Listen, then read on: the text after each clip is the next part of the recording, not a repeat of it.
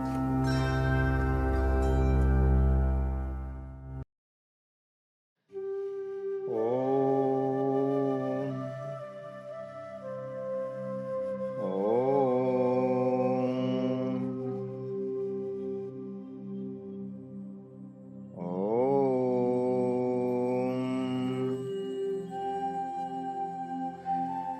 लोगों के दिल और दिमाग में प्रश्न उठता रहता है और पूछते रहते हैं कि जो लोग अपने लिए नहीं बल्कि दूसरों के हित में अधिक विचारते और करते हैं, उन्हें क्या मिलता है। मैं कहता हूं और पूछता हूं कि परहित की कामना और कर्म करने वालों को क्या नहीं मिलता। परोपकारी व्यक्ति सांसारिक सुख के साथ साथ परमात्मा को भी पा लेता है। परहित कामना और भावना एक ऊंची साधना है। तुलसी जी कहते हैं, परहित बस जिन्हें के मन माही, तिन्हें कहू जग दुर्लभ कछु नाही। अर्थात जिनके मन में दिलो दिमाग में दूसरों के हित का भाव ही बसता है, उनके लिए इस जगत में कुछ भी दुर्लभ नहीं है। मैं कहता हूं, जिन पवित्र आत्माओं के हृदय में परमार्थ की भावना और कामना प्रबल रूप से प्रवाहित होती रहती है, उनके जीवन से सभी दुख आपदाएं नष्ट होकर कदम कदम पर सुख संपदाएं प्राप्त होती रहती हैं। निस्वार्थ सेवा से आत्मोत्थान होकर परमात्मा की प्राप्ति भी अनायास ही हो जाती है। दूसरों का उपकार करने से जैसा फल मिलता है, वैसा फल तो दान और तप आदि का भी नहीं होता। परहित से जो पवित्रता प्राप्त होती है, वैसी तो तीर्थ आदि में स्नान करने से भी नहीं होती। अपने अपने विवेक और बुद्धि बल के अनुसार कम और अधिक दूसरों के लिए संवेदनाएं और हित का भाव पशु पक्षियों में भी देखने को मिल जाता है। फिर मनुष्य जाति तो परमेश्वर की सर्वोच्च अभिव्यक्ति है।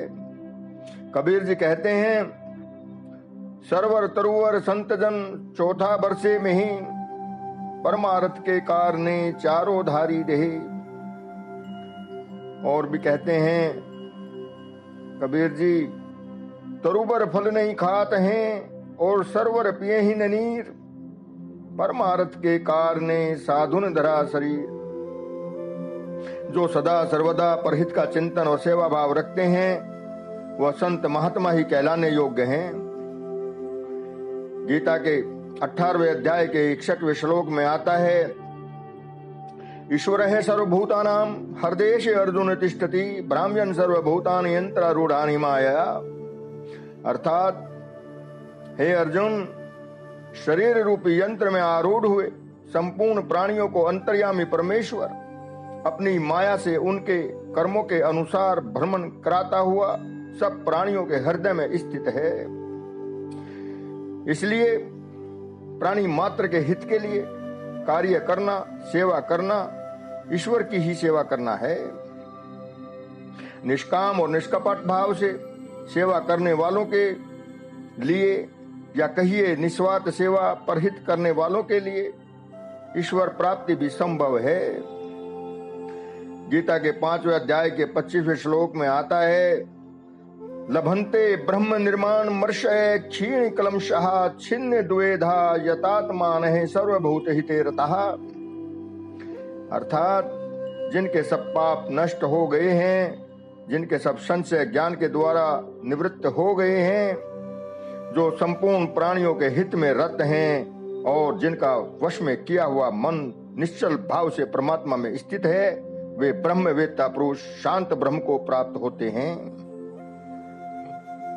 ऐसा ही भाव गीता के 12वें अध्याय के 4थे श्लोक में आता है, संयम्य इंद्रिय ग्रामम सर्वत्र संबुद्ध है, ते प्राप्नुवन्ति मामेव सर्वभूत हिते रतः।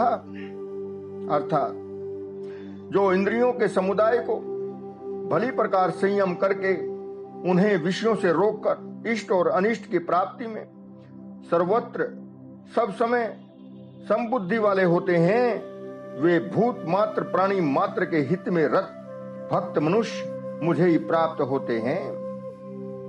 इसलिए मैं कहता हूं, मनुष्य को चाहिए कि स्वार्थ का सदैव और सर्वथा त्याग करके तन मन और धन सभी प्रकार से दीन दुखी असहाय अनाथ और आर्थ आतुर उत्सुक जीवों के भले में सभी साधन करने चाहिए। इसी संदर्भ में एक कहानी पढ़ी थी, आपको भी सुनाता हूं, सुनो, बड़ी प्रेरणादायी है।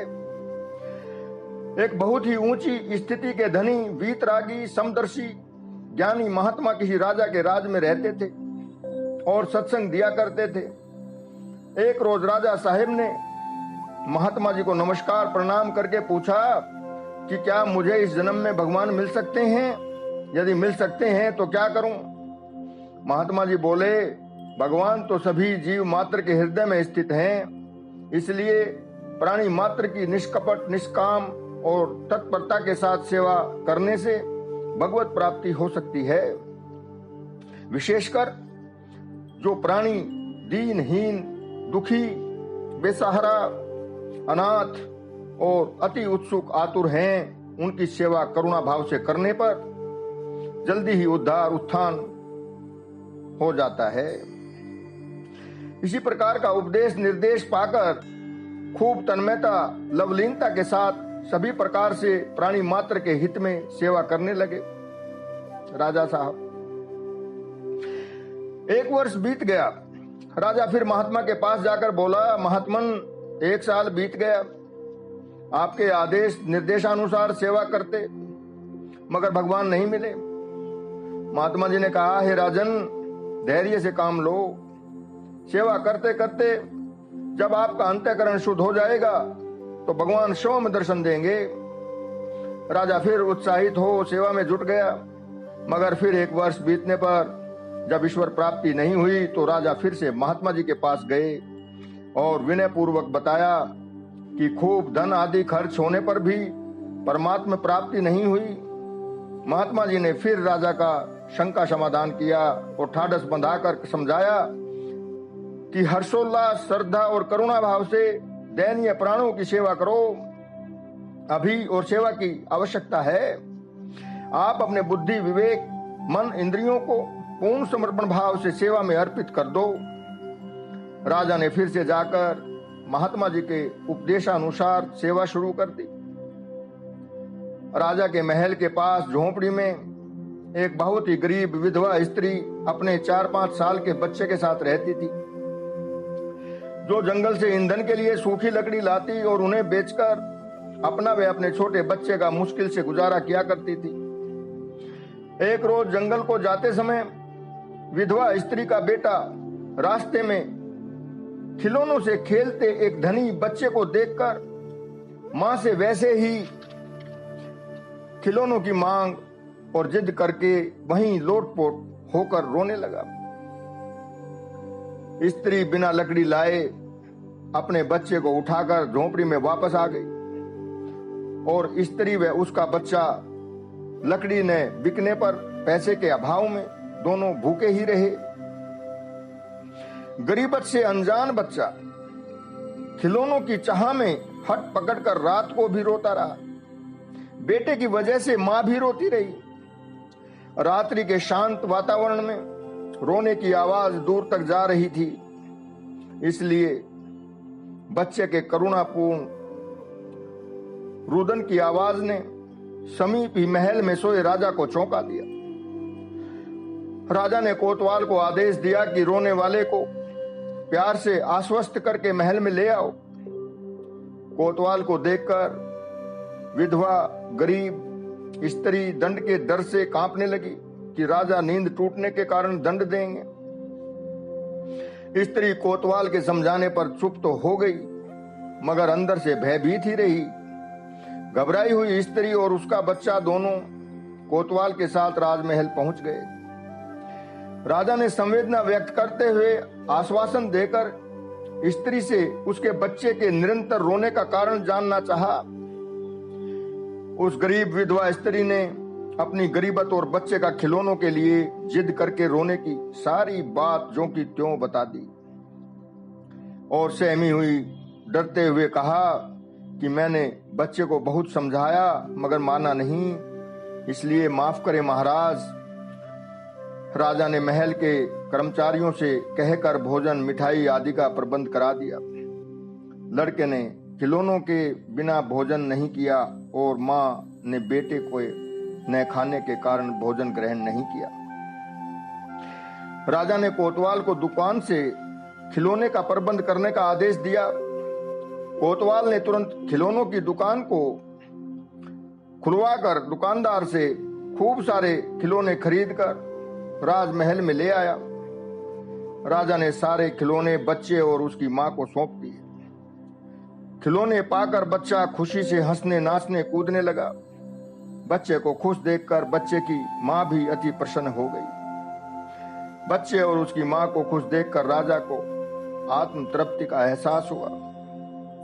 राजा ने बच्चे की मां को पूर्ण सम्मान के साथ भोजन से संतुष्ट किया और विदा किया।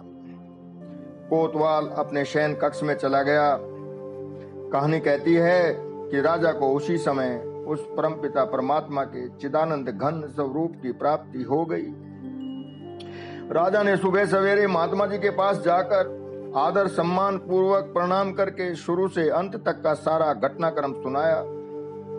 इस पर महात्मा जी ने शाबाशी देकर कहा कि आज सच्ची सेवा हुई, जो भगवत दर्शन हो गए। राजा वापस महल में लौट आया। कहानी अभी खत्म नहीं होती। इससे आगे हुआ यूं कि जब राजा घटना का कथन कर रहा था तो महात्मा जी के पास एक गरीब खोमचे वाला फेरी वाला भी बैठा था, जिसने रोमांचित होकर उत्सुकता से पूछा कि क्या मुझ गरीब को भी परमात्मा का दर्शन हो सकता है। इस पर महात्मा जी ने कहा, क्यों नहीं, परमात्मा के यहाँ गरीब अमीर का भेद नहीं होता। प्रभु तो भाव के भूखे हैं। गरीब अमीर और भगवान प्राप्ति पर भी महात्मा जी ने एक दूसरी कहानी सुनानी शुरू कर दी। एक बार राजा चोल और विष्णुदास नामक एक गरीब ब्राह्मण में भक्ति भाव को लेकर प्रभु दर्शन पहले होने की होड़ लग गई, जिसके अंत में उस गरीब ब्राह्मण विष्णुदास को पहले भगवत दर्शन होने से जीत मिली। अब कहानी इस प्रकार है। खोमचे वाले ने महात्मा जी से पूछा कि राजा चोल और विष्णुदास कौन थे, कृपया इसकी कथा तो सुनाओ। महात्मा जी ने बताया, कांचीपुरी में चोल नामक अनेक देशों पर राज करने वाले चक्रवर्ती राजा थे। राजा चोल बहुत ही यज्ञ तप जप व्रत आदि अनेकों धार्मिक अनुष्ठान करने वाले और भगवान विष्णु के भक्त थे। एक बार राजा चोल ने अनंत शयन नामक तीर्थ में भगवान श्री विष्णु के दिव्य विग्रह का मणि मोतियों और स्वर्ण पुष्पों से पूजन वंदन करके उन्हीं के श्री चरणों में बैठ गए। उसी समय वहां कांचीपुरी के निवासी ब्राह्मण विष्णुदास भगवान विष्णु की पूजा के लिए आए और जल से विष्णु भगवान को स्नान कराकर तुलसी पुष्प और पत्रों से विधि पूर्वक पूजन किया। गीता के 9वें अध्याय के 26वें श्लोक में भगवान कहते हैं, पत्रम पुष्पम फलम तोयम यो में भक्तिया प्रेक्षति तदहम भक्ति उपहर्तम शनामी प्रियतात्मन है। जो भक्त मुझे पत्र पुष्प फल और जल आदि कुछ भी वस्तु भक्ति पूर्वक देता है, उस प्रियतात्मा शुद्ध बुद्धि भक्त के द्वारा भक्ति पूर्वक अर्पण किए हुए वे पत्र पुष्प आदि मैं स्वयं ग्रहण करता हूं। अब ब्राह्मण विष्णुदास द्वारा भगवान को अर्पित किए गए तुलसी पुष्प पत्रों ने राजा चोल के द्वारा भगवान के चरणों में चढ़ाए गए मणि रत्न और स्वर्ण पुष्पों को ढक दिया। यह देखकर राजा चोल को बहुत गुस्सा आया और विष्णुदास को बुरा भला कहना शुरू कर दिया। इस पर ब्राह्मण विष्णुदास ने राजा चोल से कहा, महाराज, राजकोष के धन आदि से घमंड में आकर पूजा पाठ करना कोई भक्ति का परिचायक नहीं है। राजा ने भी विष्णुदास को दरिद्र निर्धन आदि कहकर पूछा कि तुम ही कौन से भक्त हो, जब यज्ञ दान तो करते नहीं। इस प्रकार राजा चोल और विष्णुदास ने एक दूसरे से अपने आप को बड़ा भक्त साबित करना चाहा। राजा चोल ने सभी के सामने ऐलान किया कि देखे पहले कौन भगवान विष्णु के दर्शन पाता है। अब दोनों द्वारा हार जीत की शर्त स्वीकार की गई। इधर राजा चोल ने राजभवन में जाकर महर्षि मुद्गल के अधीनस्थ होकर वैष्णव यज्ञ याग अनुष्ठान आरंभ किया और बड़ा अन्न दान दक्षिणा आदि का वितरण किया। उधर सभी प्राणियों में भगवान को मानने व देखने वाले विष्णुदास ब्राह्मण ने मंदिर में ही रहकर ओम नमो भगवते वासुदेवाय द्वादशाक्षर मंत्र का जाप किया तथा एकादशी व्रत, माघ व कार्तिक मास आदि के व्रत और तुलसी बगीचे को देखना, उसकी देखरेख आदि नियमों का विधि विधान से अनुपालन किया, अनुशीलन किया। राजा चोल और ब्राह्मण विष्णुदास दोनों ही अपने अपने व्रत नियमों से बंधे हुए मन वचन कर्म और इंद्रियों सहित भगवान विष्णु में केंद्रित थे। ब्राह्मण विष्णुदास रोज अपना भोजन पकाता था।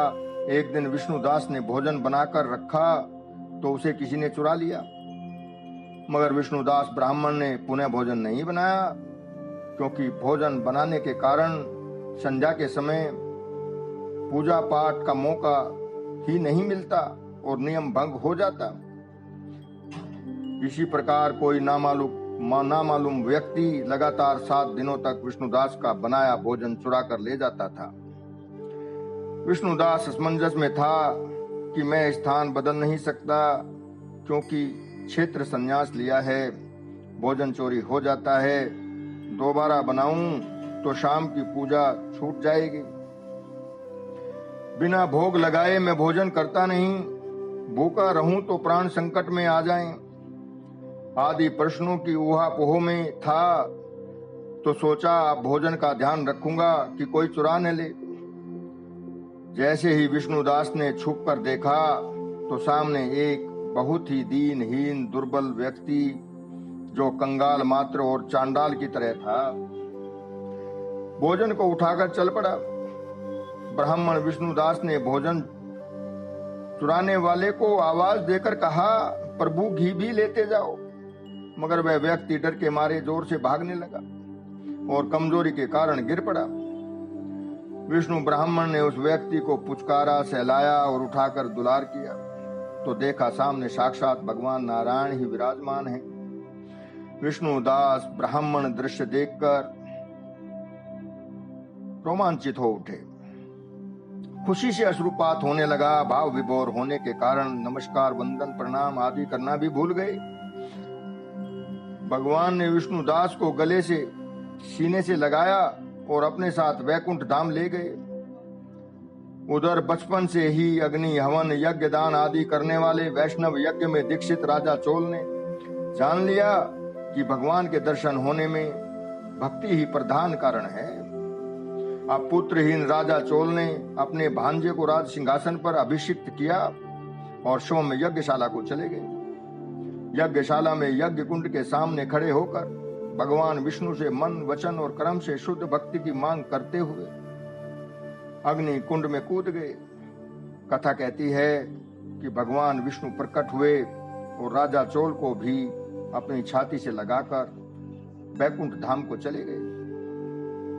यह कथा पद्म पुराण के उत्तर खंड में आती है, मगर मैं कहता हूं यह कथा सांसारिक स्वार्थ में डूबे हुए व्यक्तियों में भक्ति भाव जगाने के लिए है और अग्नि कुंड में अपने को जलाने के लिए नहीं है। खैर, यह कथा सुनते ही बगल में बैठे खोमचे वाले को भी भगवत दर्शन की अभिलाषा जाग गई और महात्मा जी से शीघ्र अतिशीघ्र भगवान के मिलन उपाय के बारे में पूछने लगा। महात्मा जी ने गीता के 18वें अध्याय के 46वें श्लोक का उदाहरण देते हुए कहा, तू सर्वव्यापक परमात्मा को सभी प्राणियों में समान रूप से देखकर सेवा किया कर। यतः प्रवृत्तिर भूतानाम येन सर्वमिदं ततम् सब कर्मणा तमभ्यर्च्य सिद्धिम विन्दति मानवः। अर्थात जिस परमेश्वर से संपूर्ण प्राणियों की उत्पत्ति हुई है और जिससे यह समस्त जगत व्याप्त है, उस परमेश्वर की अपने स्वाभाविक कर्मों द्वारा पूजा करके मनुष्य परम सिद्धि को प्राप्त हो जाता है। खोमचे वाला महात्मा जी से प्रेरणा निर्देश पाकर अपने घर गांव चला गया और अपनी कमाई से अपने परिवार का भरण पोषण करके कुछ थोड़ा बहुत बचाकर उसे दीनहीन, दुखी, पीड़ित लोगों के ऊपर खर्च कर देता था। एक दिन गर्मी के दिनों में एक दुर्बल लकड़हारा तेज चिलचिलाती धूप में सिर पर लकड़ी का गट्ठर उठाए जंगल से लौट रहा था। निर्बल लकड़हारा भूख प्यास से व्याकुल हो चक्कर खाकर जमीन पर गिर गया।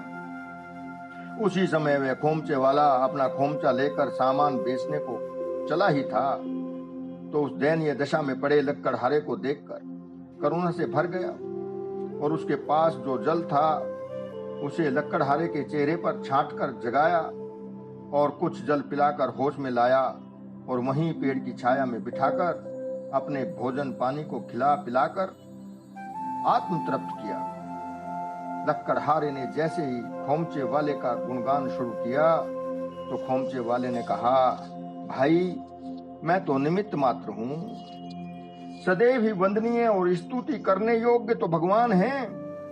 खोमचे वाले ने लकड़ी का बड़ा गट्ठर लकड़हारे को उठवा दिया और सुबह में जैसे ही आगे बढ़ने लगा तो खोमचे वाले को तुरंत प्रभु दर्शन हो गए, जिससे यह खोमचे वाला गदगद हो गया, खुशी से अश्रुपात होने लगा, आनंद और गहरी शांति को प्राप्त हुआ। प्रभु ने खोमचे वाले से वर मांगने के लिए कहा मगर उसने मना कर दिया कि अब मांगने को शेष ही क्या है। फिर भी बार बार कहने पर खोमचे वाले ने कहा, प्रभु जी मेरा आप में शुद्ध भक्ति और प्रेम बना रहे, बस यही पर्याप्त है। भगवान ने तथास्तु कहा और अंतर्ध्यान हो गए। खोमचे वाले ने महात्मा जी के पास जाकर शिष्टा पूर्वक प्रणाम नमस्कार करके उचित दिशा निर्देश और मार्गदर्शन के लिए आभार व्यक्त किया और आनंद से जीवन जीने लगा। इस कहानी से यही शिक्षा प्रेरणा मिलती है कि हमें बिना थके बिना रुके पवित्र हृदय के साथ सभी प्राणियों में उस ब्रह्म परमात्मा परम पिता परमेश्वर को व्याप्त समझकर निष्कपट निस्वार्थ और परोपकार के भाव से तत्परता पूर्वक सेवा से नहीं चूकना चाहिए। परमेश्वर आपके साथ हैं, मददगार हैं। ओ ओ ओ इसी के साथ मैं अपनी वाणी को विराम देता हूं और आपके हृदय आकाश में विराजमान श्री हरि को मेरा प्रणाम।